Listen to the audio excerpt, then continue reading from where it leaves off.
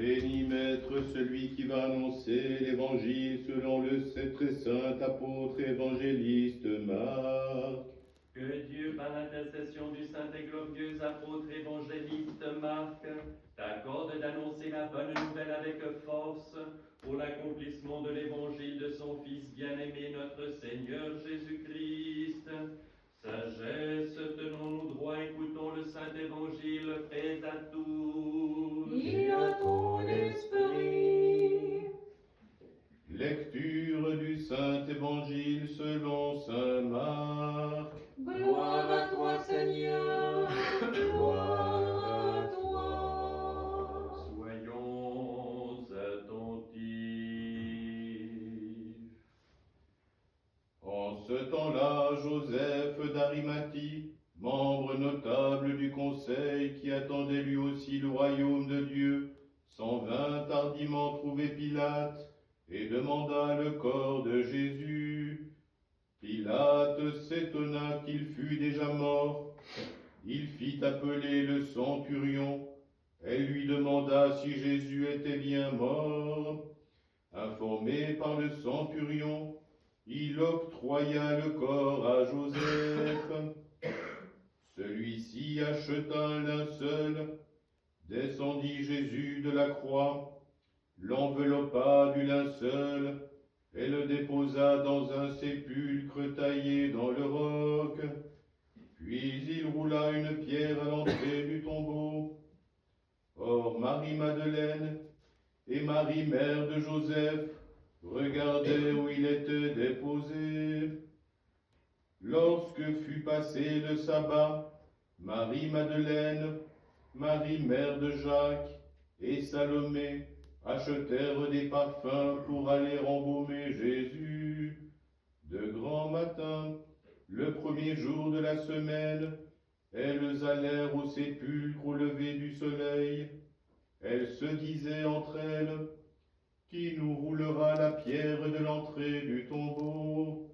Levant les yeux, elles virent qu'on avait roulé la pierre. Or elle était fort grande. Elles entrèrent dans le sépulcre et virent un jeune homme assis à droite, vêtu d'une robe blanche, et elles furent effrayées. Mais il leur dit, ne craignez point, vous cherchez Jésus de Nazareth, le crucifié, il est ressuscité, il n'est plus ici. Voici le lieu où on l'avait déposé. Allez dire à ses disciples et à Pierre qu'il vous précède en Galilée. C'est là que vous le verrez comme il vous l'avait dit. Sortant du sépulcre, elles s'enfuirent toutes tremblantes de frayeur et ne dirent rien à personne, car elles étaient saisies d'effroi. Gloire à toi, Seigneur. Gloire à toi. Et à toi qui annonces la bonne nouvelle. Et à ton esprit.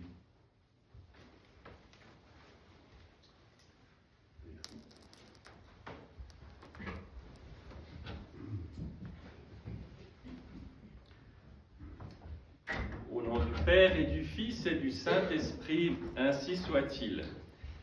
Christ est ressuscité.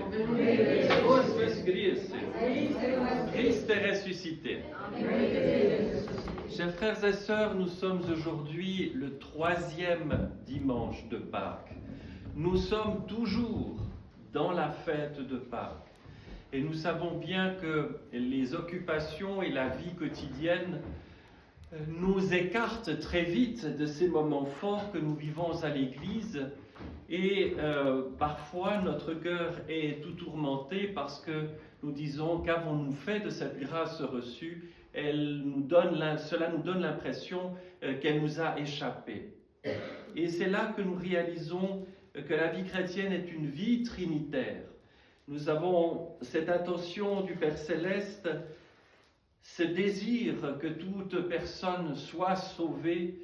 Il y a ce verbe vivifiant que nous avons accompagné dans son ministère public, que nous avons vu monter sur la croix, descendre aux enfers pour en briser les verrous et en ressortir victorieux. Et nous avons le Saint-Esprit qui rend tout cela présent et qui nourrit véritablement notre cœur et toute notre personne et la rend apte à garder dans notre cœur tout ce que le Seigneur nous a donné. Et il est dit de la Vierge Marie, la toute sainte Mère de Dieu, qu'elle gardait tout cela dans son cœur. Voilà pourquoi la Mère de Dieu a une place tellement considérable dans l'Église et dans notre amour en fait, parce qu'elle est là toujours comme le témoin, souvent silencieux, mais ô combien agissant d'un amour donné, d'un amour vivant, d'un amour qui ne veut que se donner. Et aujourd'hui, en commémorant les saintes femmes mirophores ainsi que Saint Joseph d'Arimathie et Saint Nicodème, eh bien, d'ailleurs, je vais en donner les noms, je n'arrive pas à les souvenir par cœur, mais je vous les donne tout de même. C'est leur jour de fête: Marie-Madeleine, Marie, femme de Cléopas, Salomé, Jeanne, Marthe et Marie, sœur de Lazare, Suzanne et les autres femmes, et comme je le disais, Joseph d'Arimathie et Nicodème.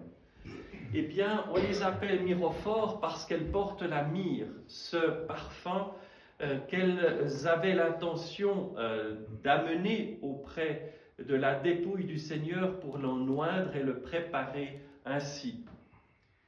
Donc, un travail de service, mais pas un travail de service comme on servirait comme des machines, mais comme le fruit, comme l'acte qui suit ce qui est fondamental, qui est l'amour brûlant qu'elles ont dans le cœur. Où sont les disciples, où sont les apôtres au moment de l'abaissement suprême du Christ? Ils ont tous fait défection, ils sont hantés par la peur, ils ont peur de passer, entre guillemets, à la casserole eux aussi, sauf le disciple bien-aimé qui reste avec la toute sainte et les saintes femmes. Nous voyons durant tout le ministère public du Christ les saintes femmes présentes. Et c'est aujourd'hui un jour important, des plus importants, qui nous aide à prendre conscience qu'il y a ce qui est sur la façade, sur ce qui se voit du service de l'Église. Nous avons de beaux offices, nous avons ceci, cela, nous avons la prédication, nous avons toutes sortes d'œuvres, mais il y a, pour que tout cela soit possible, une quantité incroyable de personnes, hommes et femmes, qui donnent leur vie et qui donnent leur service par amour. Ça n'est pas comme si nous avions une fête pour quand même célébrer les délaissés, les mis à part, les obscurs.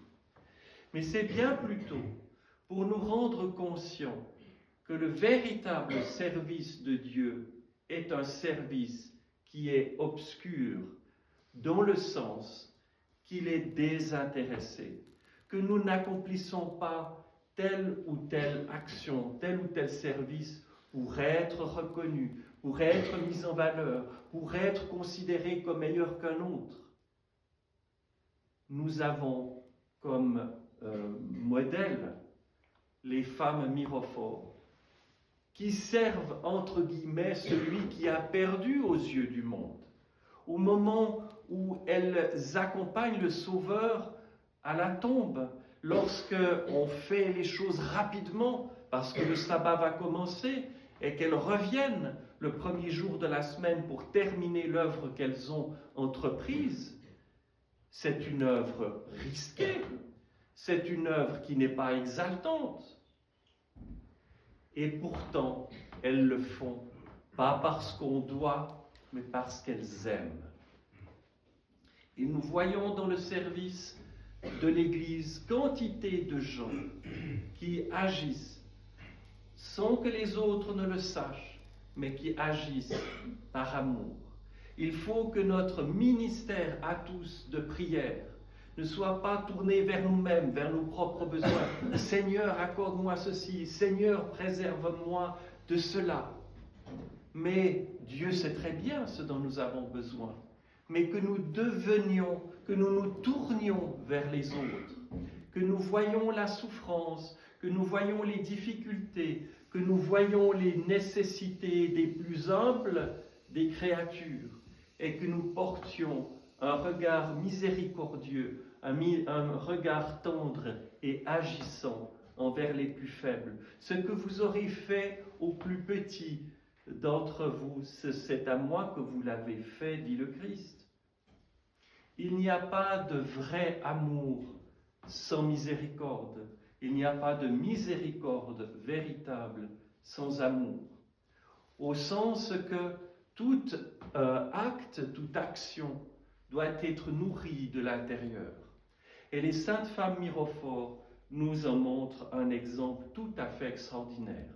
Et dans l'épître qui a été lu juste avant l'Évangile, eh bien, on fait mention du choix que les apôtres ont fait dans la nécessité, dans le besoin où se trouvaient les communautés du temps, d'instituer les diacres, ceux qui sont pour le service des tables, c'est-à-dire le service de l'autel, parce que tout parle de l'autel de Dieu pour aller vers le monde, c'est le lieu de connexion entre le ciel et la terre, et la grâce se répand dans le monde.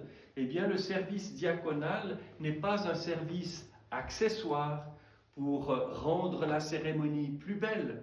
C'est un ministère plein et entier de service, comme tous les ministères.